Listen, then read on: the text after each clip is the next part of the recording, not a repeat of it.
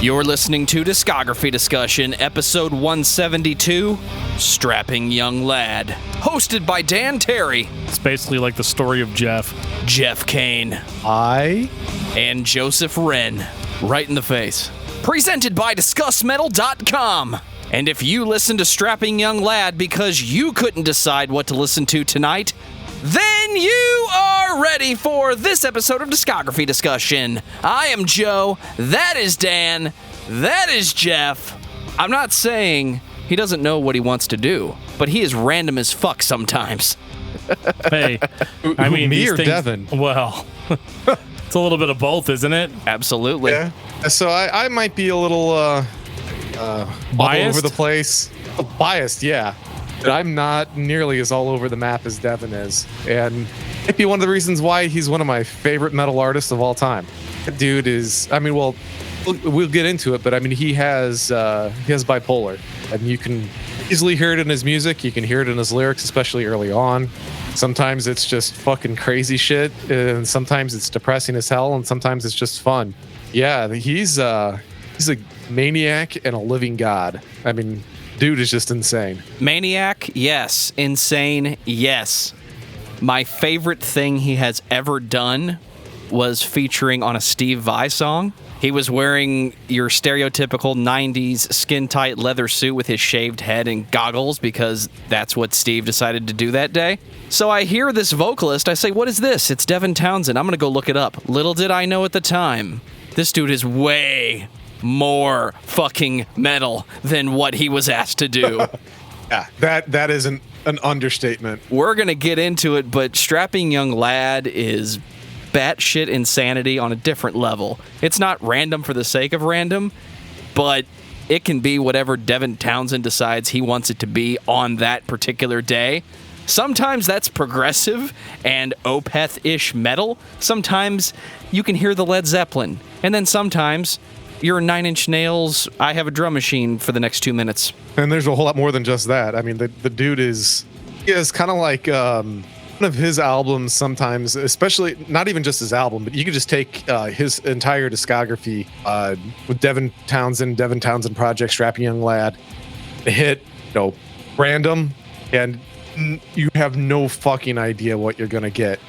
I think that's why I love him so much. It's that he's continually full of surprises.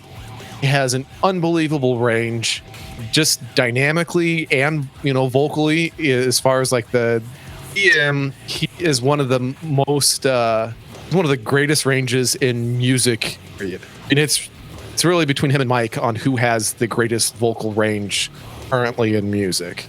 I mean, I don't even know what to say. When I listen to these albums, I was taken so many different places at once. I didn't really know how to feel. I mean, 1 minute it's just like grindcore, and then I'm into that, and then the next minute, like, there's this beautiful like melodic passage that's making its way, like cutting through the grindcore, and he's singing, and I'm like, what the fuck is going on right now? I feel like I'm listening to two records at once. You are, and that's the reason why it's great, is because you don't know what's next, and especially it's such a fun listen for the first time, just because you don't know what the hell is coming next, because there's so many nuances on top of that. Makes it so much fun to listen to again and again and again, because you're probably going to catch a little something that didn't get the first time, or the 10th time or the 100th time, because he's coming at you from all angles, so you don't know what it is that you're catching and what you're missing. And that's what makes the re-listenability for him and his music it's so important to me. I mean, he's just so easy to listen to because there's so much going on. I mean, it's like a wall of noise, and sometimes for some people it might be a challenge because you don't know what the fuck's going to happen next.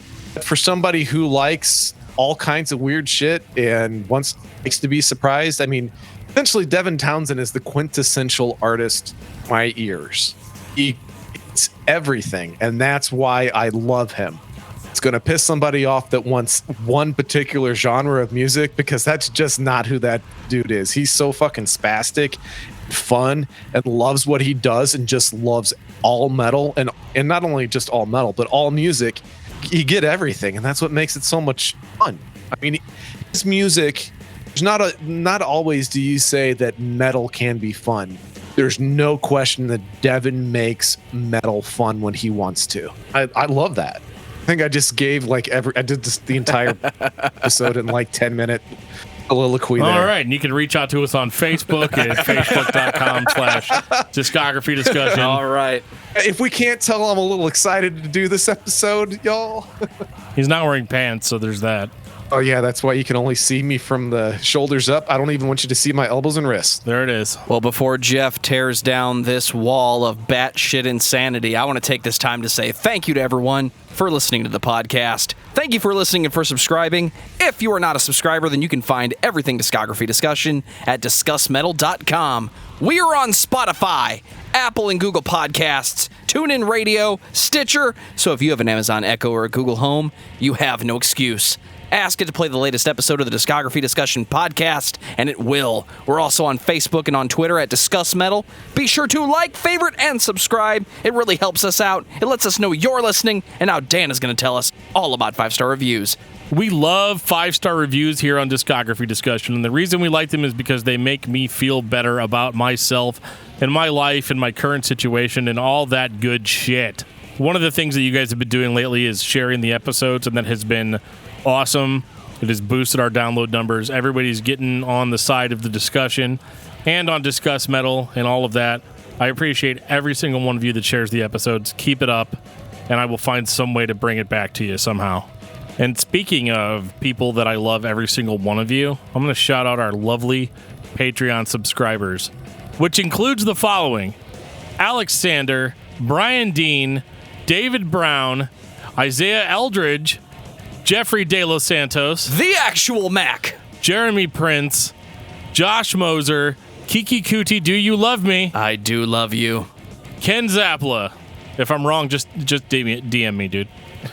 Lance Allagood, The King of Metal, Patrick Asplund, Samuel Woodward, and Tantalized Fungins. Thank you guys so much. You guys help us out so much. We just renewed our hosting for the entire year, and you guys made that possible for us. So I want to thank you from the bottom of my heart. You guys are awesome. It's dark. That means we here, got another dude. year of episodes. Wow. Yeah, I know, man. They paid for it. They wanted it. They have it. Sweet. Over on YouTube, we got a comment about episode 171, Nothing Face. Interesting listen. Personally, I think Skeletons was a great album, but it just kind of lost that eerie, sinister vibe that was Nothing Face, although there was still little elements of it sprinkled in there. But I just think those first 3 albums are just damn incredible. I agree. Could just be because I'm a drummer and Chris Hauck just said that thing. Sickles was awesome as well, but to me, Hauck was the drummer for Nothing Face, and it was apparent whenever they got back together and started releasing stuff, and Hauck was once again the drummer. Also, I hate the production on Skeletons, haha. But there is some good stuff on there. It just doesn't give me that feeling that those first 3 did. Sucks that Matt passed and then we couldn't get more tunes. Absolutely. Thanks for talking about them. Definitely my favorite band. Well, thank you very much, Ian Vase. I appreciate your comment on that. And I love it when you guys write me a book. I love reading a book. I stand corrected. We found the guy who says Nothing Face is his favorite band. There it is. Thank That's you awesome. for proving me wrong. On episode 14, Black Sabbath with James Rolfe, Danny Dorco says, love hearing James talk about movies and music's great discussion. Absolutely, dude. And shout out to you with That's that an awesome name. I know, I always Danny thought I was Dorco, Danny that's the Dorco. best. Oh, well. It was a blast talking to James. That was in the early days of the podcast. It's one of those things you don't expect to happen, and then it happens, and it was a blast. Yeah, that was a holy shit, I can't believe he replied type of moment. Then he did 3 more times. It was pretty cool. It was so good. We need to get him on an episode of Discuss Metal. We do, absolutely, 100%. So, Dan, tell me about Strapping Young Lad. Well, Strappy Young Lad used to be the side project / main project / band that Devin Townsend kind of spearheaded.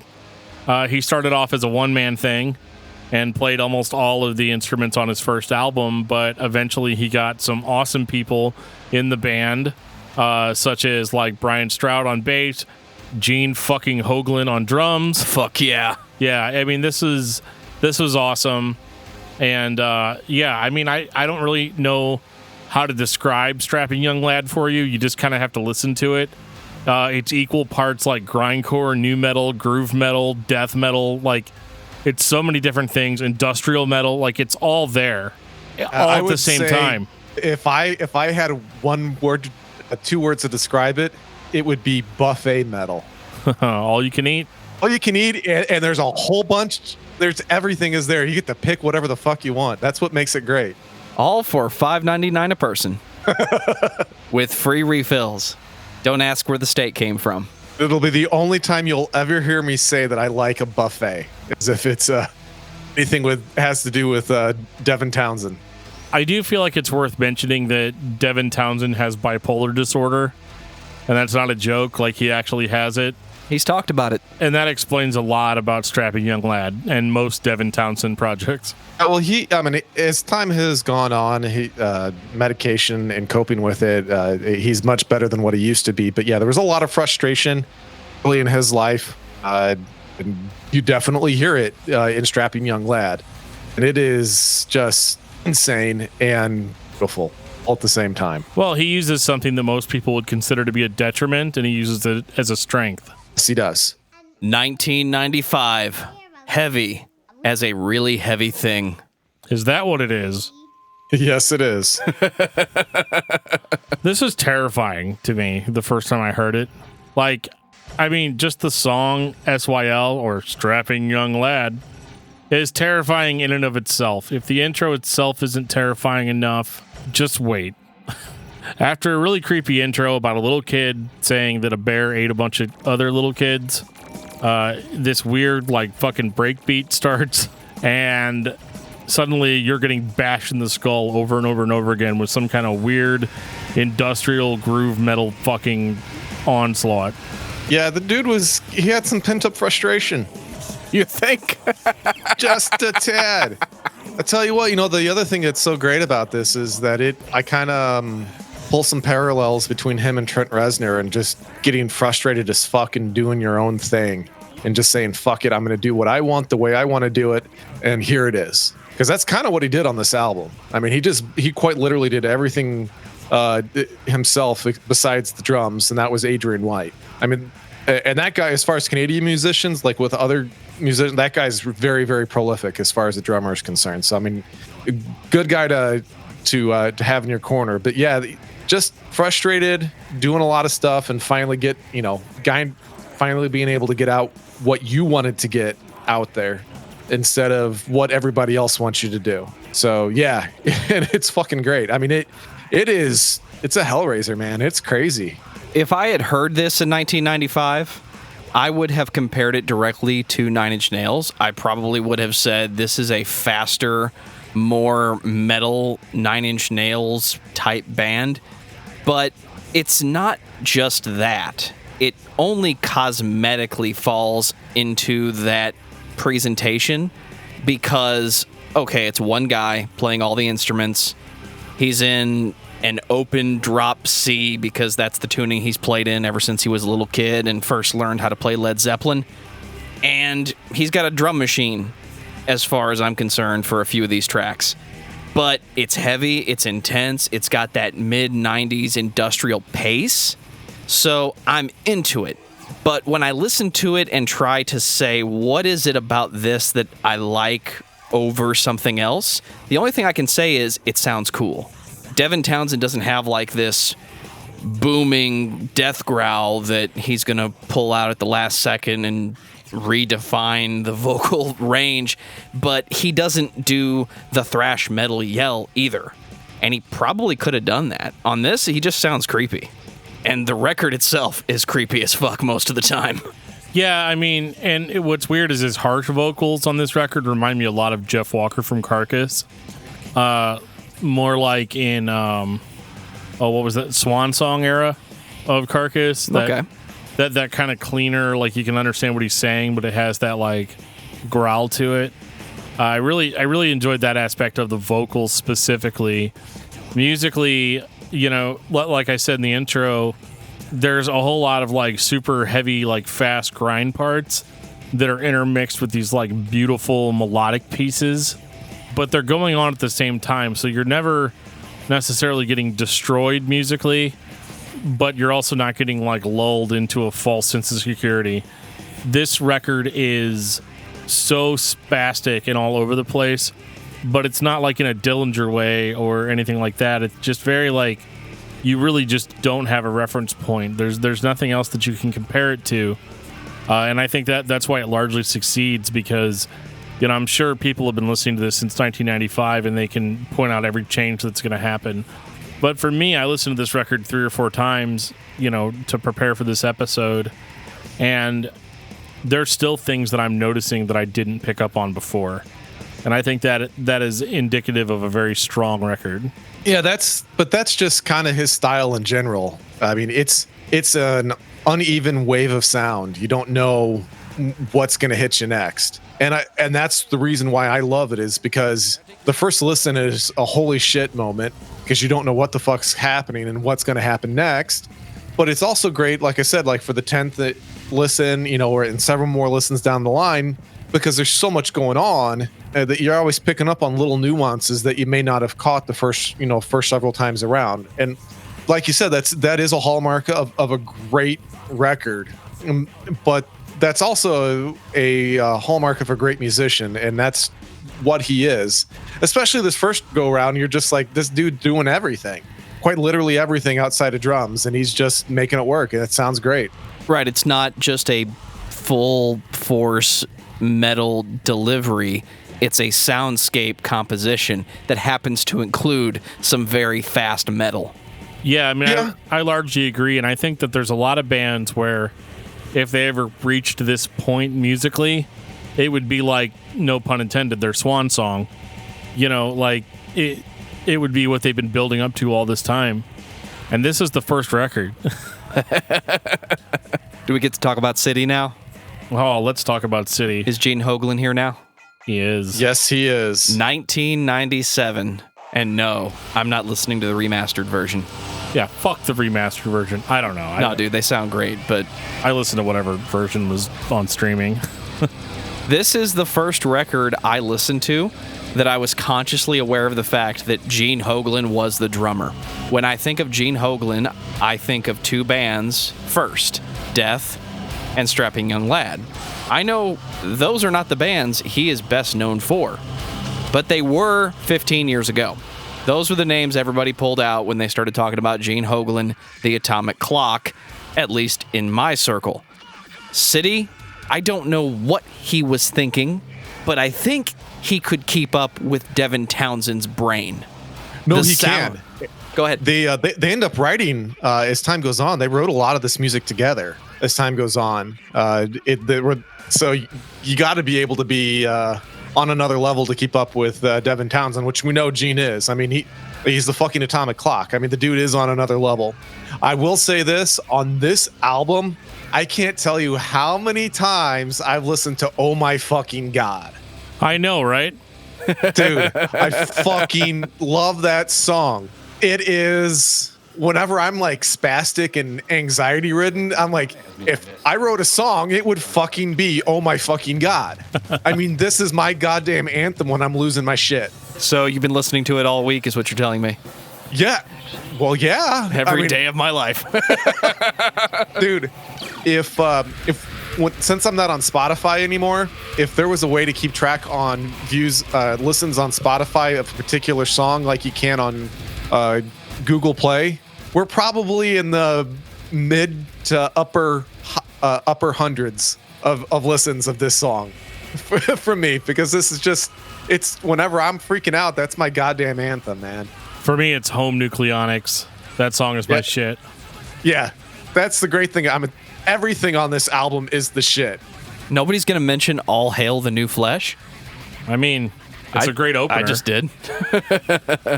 It's a fantastic opener. And, you know, if we're going to compare this album to the previous record, it's really hard to do that with Strapping Young Lad, because each record is so distinctly its own thing.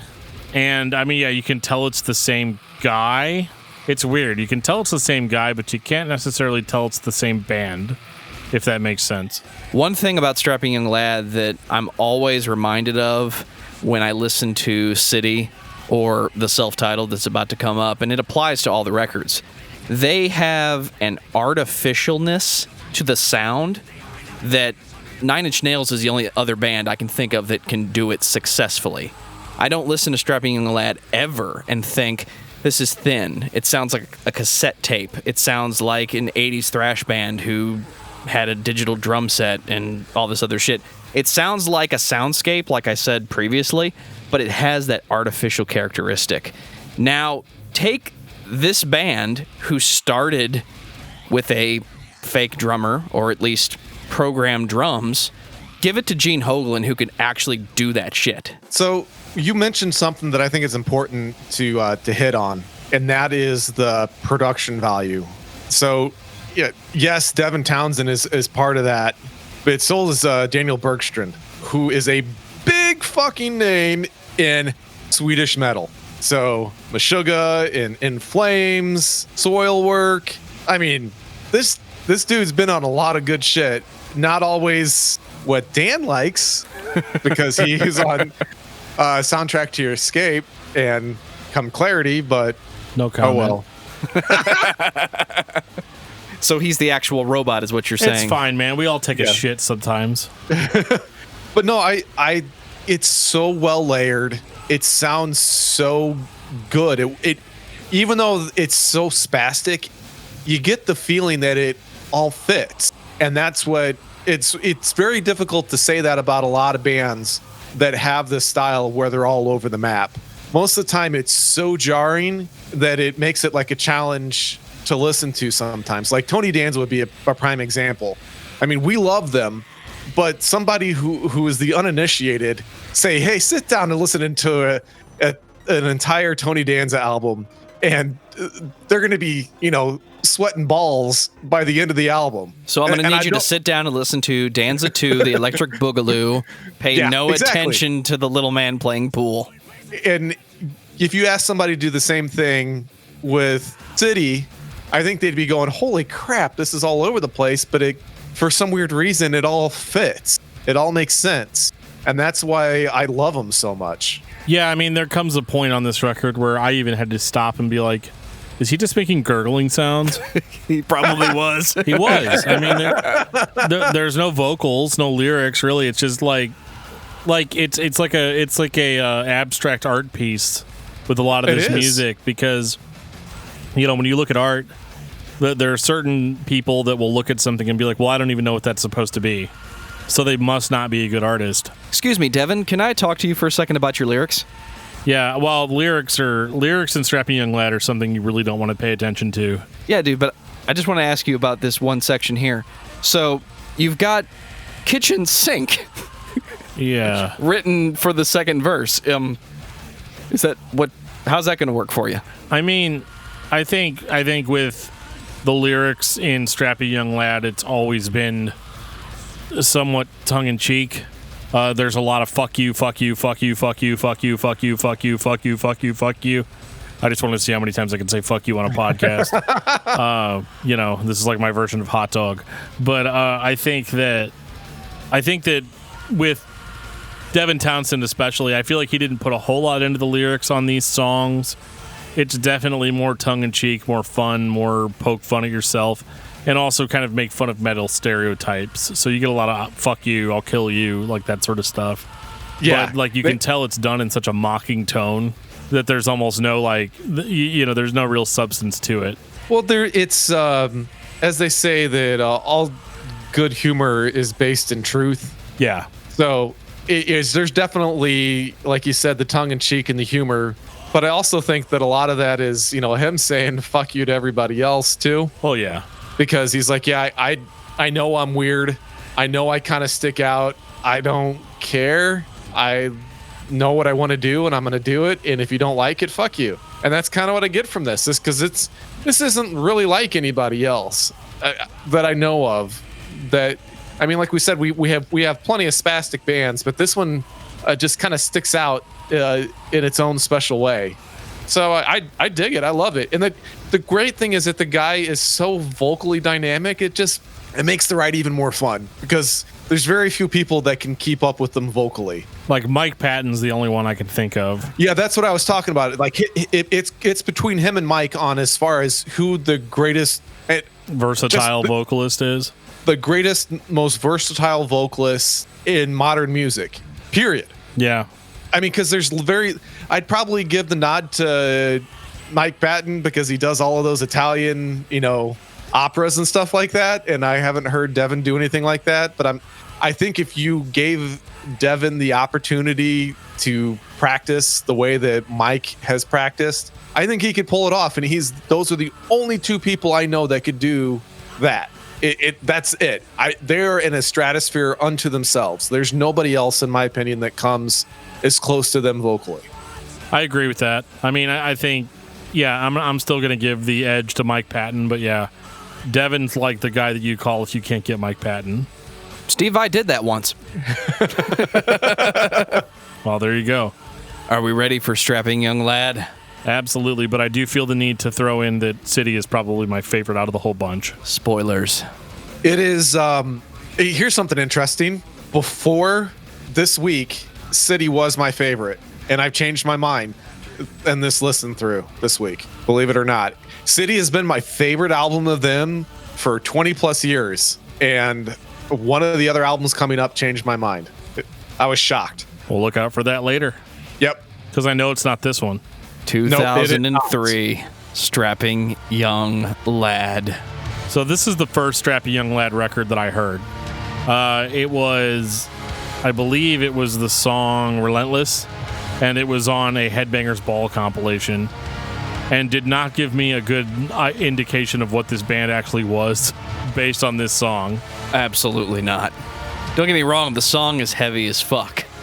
Yes, it is. But this is what people think Devin Townsend's Strapping Young Lad sounds like. I say that because there's a line that is extremely blurry for most people, including myself sometimes, where you don't know if it's Strapping Young Lad or Devin Townsend or if it even matters.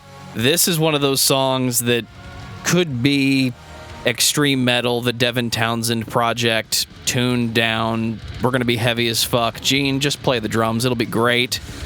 But it's shoved in on track 2 or 3 of SYL. And all I can say is, if you didn't believe that Devin Townsend is random as fuck sometimes, this is one of those examples. Yeah, Relentless to me is more of a showcase of just what a machine Gene is. That's what I got out of Relentless more than anything else.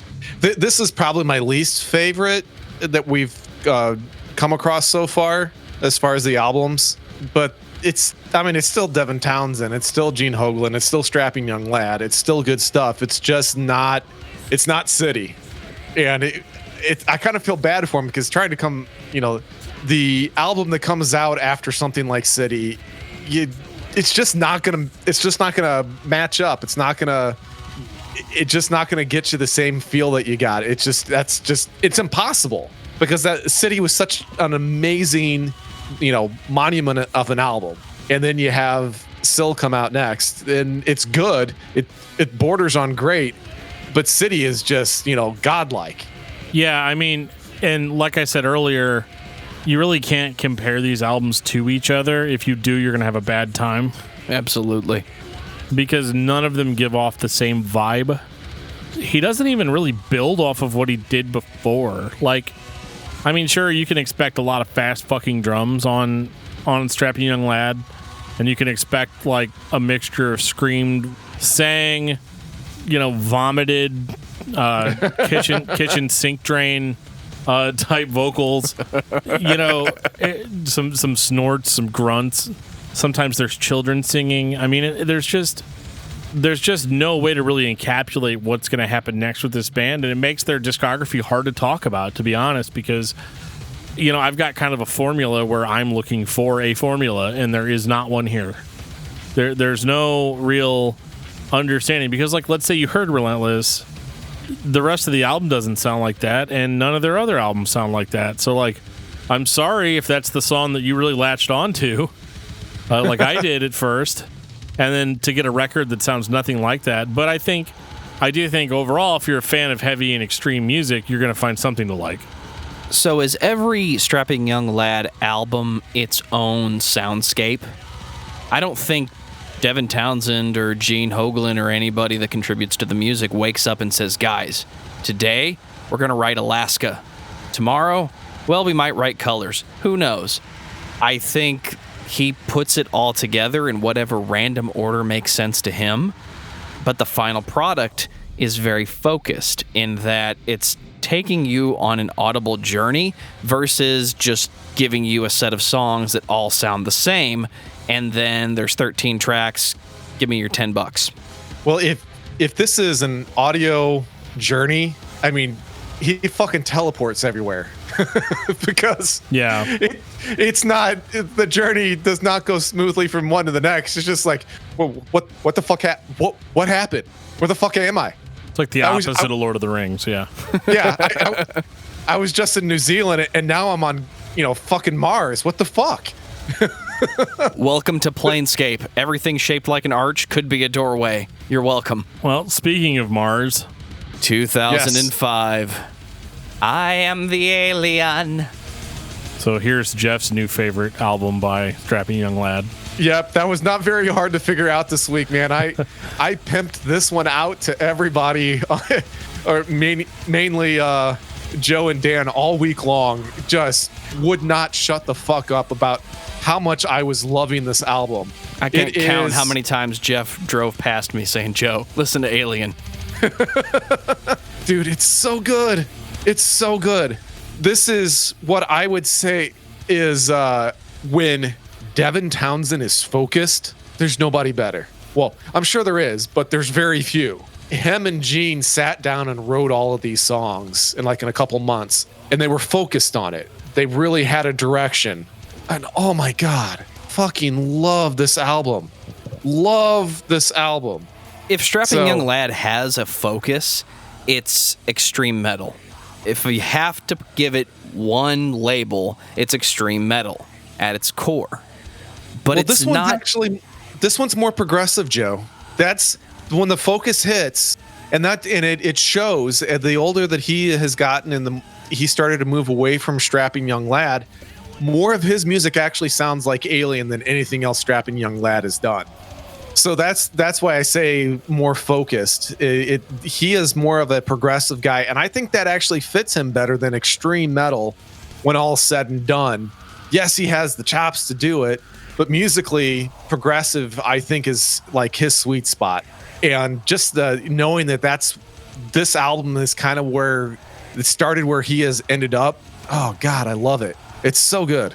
It's like looking at two sound systems in two completely different locations. One has an EQ that's boosted in the bass and reduced in the treble, and then you go to a different theater and it's all mids, and you say that can't sound good, but then they both sound good in their own way.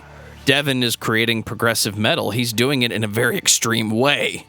I think a lot of people would say Opeth did it better. I would say Opeth never created this kind of extreme metal. They created dissonant, but not this type of extreme metal. Are we listening to the same record? Because I think that this record is completely fucking unhinged. I get a vibe from it that makes me very uncomfortable. Like, I have a lot of anxiety and things like that. And it's been triggered a little bit on previous Strapping Young Lad stuff. But, like, this, like, my visual of this record is like, dude starts playing, throws down a bunch of random shit. Then he gets fucking pissed, stands up and starts beating his fucking guitar against the wall. Then beating his fucking face against the wall until there's blood all over his hands, all over his face, all over the floor, all over everything. Just little hunks of flesh coming from the fucking guitar strings. That's what this record sounds like to me. I don't get anything fucking progressive about it at all. I think this is an absolutely, like, psychological nightmare to listen to. Wow, that just shows how fucked up I am, I guess. Yeah, and you heard Beautiful Harmony. I heard fucking chaos.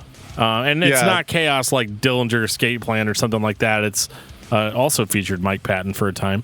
But like, I don't know. Like, this record really stood out to me as being very different from the rest of it, and I think that's why the word alien really fits it, because it's something else completely. It's something completely different. I don't hear the unhinged the way that you have described it. I think that's because I'm so used to listening to Devin Townsend and knowing that the end result is going to be unhinged and some level of batshit insane. It doesn't follow a formula other than he's going to turn left eventually. It might be now. It might be now. It might be later. But he's going to turn left. Maybe I'm just used to listening to Devin Townsend and not expecting the next thing. Yeah, I don't, like my favorite song is on this album, Skesis. I almost never do I hit a repeat on a song, but I'm happy to do so on that. I mean, the big song on this album is Love. That's the one that everybody keys in on. But Skesis, man, just hits me. I mean, it's a journey. I mean, it's an absolute journey, no question about it. And I guess I get what you're saying, Dan. It's different than everything else that he's done. But this album is a lot more what you can expect on his solo project. Devin Townsend and Devin Townsend project. It sounds more like this with quite a bit more clean mixed in. So for me, this is more familiar because I've been listening to a lot of his other two bands lately than Strapping Young Lad. So whenever I came back to this, I think that listening to his later work has influenced me in my changing of opinion, and also how I feel about how it's written. Maybe because it starts to make sense. The language starts to make sense as far as it used to be. Everything was just a bunch of dissonance. You had no fucking clue what the hell was going on. Going back and listening to this, I'm like, okay, this is where he started to figure out what it is that he wanted to do.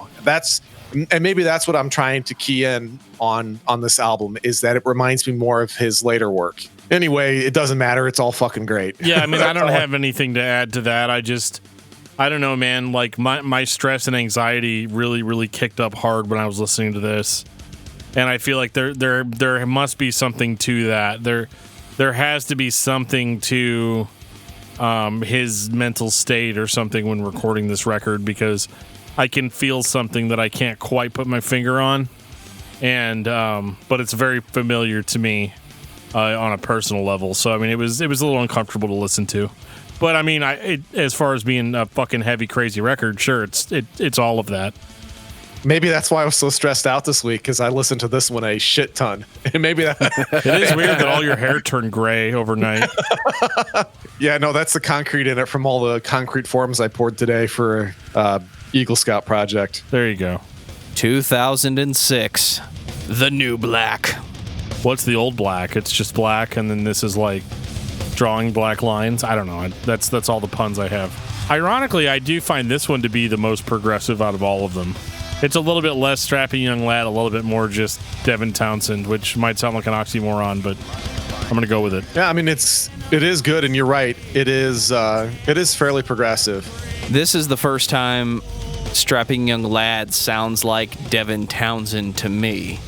I don't think Alien is him finding his sound or how he wants to move forward. It leans in that direction, but The New Black is more focused. It sounds the most like a series of songs that are written and executed. He has more of his melodic vocals up front.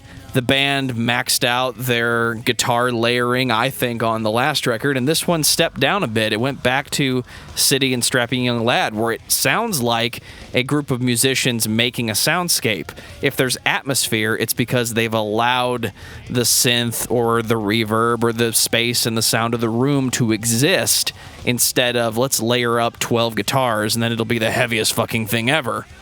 Don't get me wrong, Alien has a lot of that, and that could be contributing the way Dan says it was. This one sounds a lot more healthy as far as composition goes. It's much more melodic than previous material, and it kind of makes you feel a little bit good sometimes. Hey guys, I feel better now. This song is called "You Suck." Well, it's like being in an abusive relationship. Like you're getting beaten up almost all the time, but then every now and again, they bring you flowers or something. Like it's that sort of feeling. So it's not something that like you should feel good or feel proud of necessarily, but it's definitely a step ahead for them. But yeah, I guess I do kind of miss kind of the more weird extremity that was on City. Well, if you still want weird, I mean, we are talking about Devin. So, I mean, I guess the one thing we ought to make pretty clear is that while Strapping Young Lad is going on, I mean, his solo projects are going on. And he makes like, while this was going on, he was making like an ambient kind of sound on his solo stuff at the same time that this was coming out. Like really weird shit. I mean, the dude's just, I mean, if there's music, he's got his fingers in it. That's just kind of what that guy is. I mean, because like if like Ocean Machine Biomech, which is his solo, that was like a fucking banger, and that was all the way back in '97. I mean, the guy is just all over the map all the time. Because like when this came out, that's like what DevLab I think is what was on a solo, or maybe it was the Hummer. It was right around that time, and those are both like weird ass ambient music. The dude is just fucking crazy. I mean, he makes music that matches the mood that he's in at the time, I think. And it's if I had the chops, that's kind of probably what I would be doing. And because I think it's kind of cathartic for him. It's a release. Writing and making this music allows him to express how he's feeling at the time. And since the guy is bipolar and is all over the map, he's having to have, a solo project and Strapping Young Lad, and then the Devin Townsend band and the Devin Townsend project. Casualties are cool. I mean, just on and on and on. I mean, the dude's just a machine. And I think Strapping Young Lad is the band occupied by one person as the primary songwriter and contributor that is the most, quote Gene Hoglan, hauling metal band. Devin Townsend is not going to play hard rock tomorrow unless he decides he wants to. He's never given me any indication that he's going to release the next big hard rock single.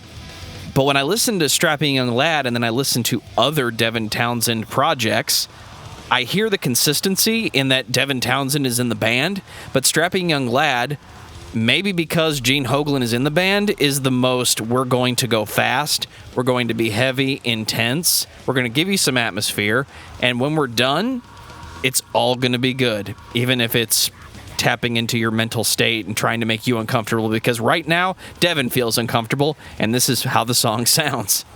Yes, and then I also feel uncomfortable. You don't have to listen to Alien again if you don't want to.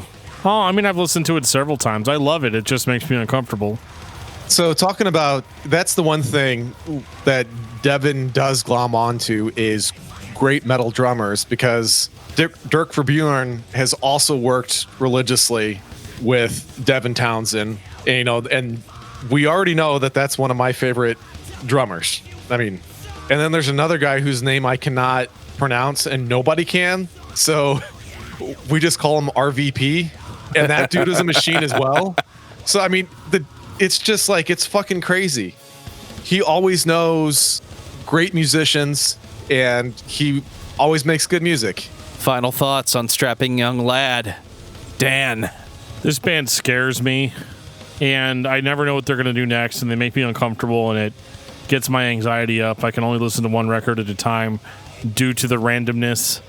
But this is some of the best shit I've ever heard. I mean, and I don't just hand that out. Like, this is some of the most thought-provoking shit. Not lyrically, mind you, but musically. And I have to really sit there and try to keep up whenever I'm listening to it. So if you also want to have anxiety, then you should listen to Strapping Young Lad. Geoff, what about you? In my opinion, Devin Townsend in general is the best kept secret in metal. He has a huge devout following, but there's so many people that just look past the dude. Why are you laughing at me? You don't think he's a best kept secret? I just didn't. I thought you were going to go somewhere totally different than you did. You're What? like, What he's do you got think a huge devoted following.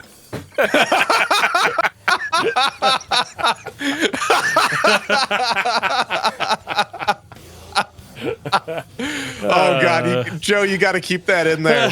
Keep that in there. Don't you worry, motherfucker. Yes, please keep that I just in didn't there. know where you were going to go with that. Well, no, he has a huge devoted following, but like, there's a lot of metalheads that write the dude off. Oh, because he makes joke metal. You can't take the guy seriously. He's just too crazy and all over the map and makes fun of himself and makes fun of other people and makes fun of genres of music. I'm like, well, maybe you ought to take a little closer look at him. Same way you ought to take a closer look at Weird Al. That dude is a fucking genius as well. The only difference, one of them is a comedy album. But actually, I take that back. Devin Townsend has one album. I can't remember which one now, the solo album. It's comedy metal. So anyway, best kept secret. I hope this is allowing other people to be exposed to one of my all-time favorite musicians. This guy is just insane. He is on my bucket list to see live. I still have not seen him live in all these years. And I need to fix that because this guy is he's a goddamn genius. Have you ever wondered what would happen if Doc Brown, Steve Howe, and Joe Satriani got in the Fly Machine and all got merged together into one giant skinny metalhead with gray hair, balding in a way I've never seen? It's like he has the mutton chops, but he just keeps wearing them down past his back. The dude's a fucking brilliant player. He's another name that keeps coming up. And I feel like it's unfair that we're only talking about Devin Townsend when we talk about Strapping Young Lad, but I kind of feel like that's part of the game when you talk about a project he's in. He's one of the names everybody talks about as he can fucking shred, he can scream, he can shriek. Strapping Young Lad, the Devin Townsend Project, all these bands that he's in, he's creating so many different versions of what he considers to be heavy, intense metal. But when we're talking about Strapping Young Lad, it has a consistent feel in that it's all straight ahead, move forward. I feel like the band exists because he wants to write music with Gene Hoglan, and he can't do that with anybody else. He's got other drummers in his other projects, but he is somebody who has a different way of looking at music production, music creation, and overall, he just has a unique perspective. And Strapping Young Lad, to me, is the band you should be listening to if you want to listen to a guitarist who's not just going to sit in the corner or tear apart and shred a fucking solo. He's actually composing, and he's doing it in an extreme metal way. I think Opeth used to be extreme, but then they wrote very intricate parts. Devin Townsend is just loud all the time. I figured it out. You guys know what the multiverse is, right? Apparently, Devin exists in the one form in all the multiverses all at once. So that's why the guy's so fucking crazy, because there's all these versions of Devin all in one body. So he's the police of the fourth dimension from Rick and Morty? Yes. Dan, what's your album of the week? It's been kind of a crazy week, so I'm going to go with Altars of Madness by Morbid Angel. Geoff, what about you? I think it's pretty obvious on what my album of the week is. Can you guys take a guess? Is it fucking Alien by Strapping Young Lad? It is. Holy shit. Jesus Christ. How'd you figure that one out, Dan? I don't know, man. I guess I'm just a genius. I've been saying it. For me, it's the Suicide Machines, Steal This Record. Because who doesn't like some fucking punk rock ska in your fucking week while you're listening to Devin Townsend? You think you're random? Listen to this. Take us out, DFT. If you've ever been listening to our podcast and thought you might want to contribute to our massively growing list of bands to talk about, you absolutely can do that. And there's a lot of different ways you can do that. You can reach out to us on Facebook.com/discography discussion. You can always send us an email at danandjoeshow@gmail.com. You can reach out to us on Twitter at discussmetal or at discussmetaldan or discussmetaljoe if you want to talk to one of us individually. Jeff's a twerp and deleted social media, so can't even talk to him. He's just too cool. And so, I mean, you can always reach out to us on our Discord server. There's a link in the show notes that'll take you right to our Discord server where we have people talking all the time. If you want to represent discography discussion out on the street, at the street level, you can absolutely visit our Teespring site where we have some awesome merch on sale for you right now. We got it as cheap as we can. Seriously, we barely even make any money off of it. Check it out. We want you guys to have that merch if that's what you want. And on that note, this has been episode 172 of Discography Discussion. Thank you for listening. You can like us on Facebook and follow us on Twitter at discussmetal. Subscribe to our podcast everywhere you listen to podcasts, including Google Play, Apple Podcasts, and Stitcher. Visit discussmetal.com for all things discography discussion, and please send questions and comments to danandjoeshow@gmail.com. If you are not a patron, you can become one at patreon.com/discussmetal. We have some sweet perks. Give me your money.